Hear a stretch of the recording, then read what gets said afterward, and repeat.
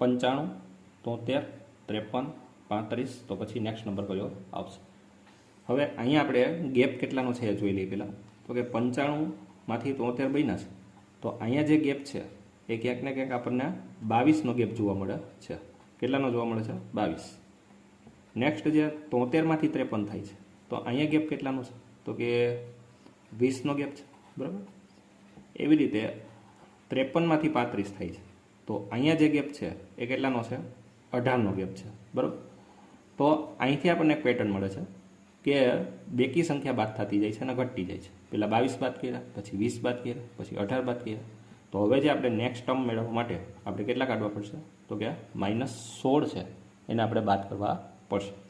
તો 35માંથી આપણે 16 બાદ કરીએ, 35માંથી આપણે 16 બાદ કરીએ તો આન્સર કેટલો આવશે? 19 આવશે, બરાબર. તો અહીંયા ફાઇનલ આન્સર કેટલો આપણો આવશે? 19 આવશે. ક્લિયર?